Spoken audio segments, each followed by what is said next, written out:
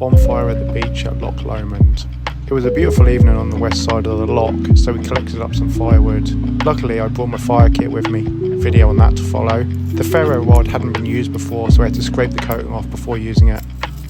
The cotton wool with the Vaseline on caught sparks nicely, so I started feeding the fire. Bucky waited patiently away on the loch side. Even though it hadn't rained for a week, much of the wood was still damp from a winter of snow and rain.